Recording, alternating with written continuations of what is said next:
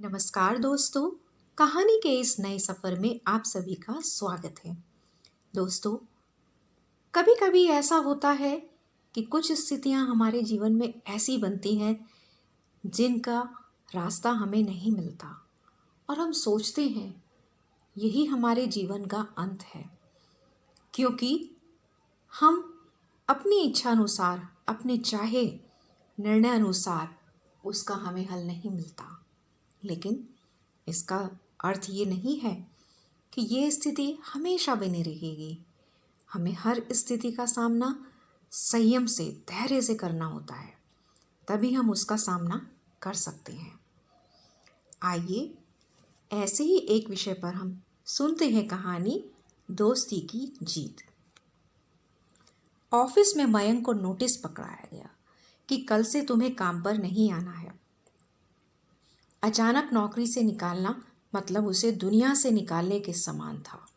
उसने बॉस से बहुत मिन्नतें की, पर उन्होंने एक ना सुनी।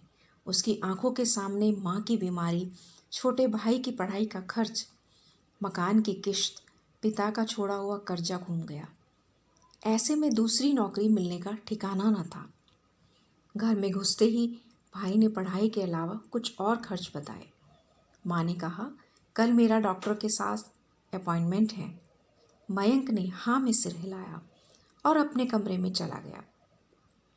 रात भर उसने आंखों में काटी। वह मौन हो गया। अचानक वह उठ खड़ा हुआ और चुपचाप चल पड़ा। उसके कदम पास की उफनती नदी के पास रुके। सैकड़ों विचार उसके दिमाग में घुमड़ते रहे।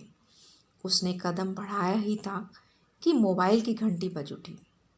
देखा तो उसके दोस्त जतिन का फ़ोन था। मन न होते हुए भी मोबाइल उठाया। ऐसा लगता था कि वह उससे कुछ बातें करना चाहता है। दोनों ढेरों बातें करते रहे। दोस्त ने कहा, तुमसे मिलने का बहुत मन कर रहा है, मिल सकते हो क्या? मयंक चुप रहा। दोस्त ने कहा, तुम उसी जगह हो ना जहाँ हम पहले मिलते थे, घंटों बातें करते थे।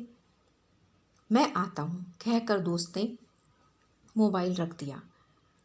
पूरा सन्नाटा था, सिर्फ नदी की आवाज़ आ रही थी। इतने में मयंक का दोस्त जतिन आया और उसे गले लगा लिया। मयंक ने कहा, तुम इतनी जल्दी कैसे आ गए हो? जतिन ने कहा, मुझे दिन से ही आशंका थी। जब से बॉस ने तुम्हें नोटिस थमाया था, मैं तुमसे बात करने की बहुत कोशिश कर रहा था, पर तुम्हारा फ़ोन बंद आया और तुम्हारे घर के पास आया तो वहाँ भी तुम नहीं थे। तो मैंने सोचा शायद तुम उसी जगह पर होंगे। तभी मैंने तुम्हें नदी किनारे जाते देखा था। ये तुम क्या करने जा रहे थे?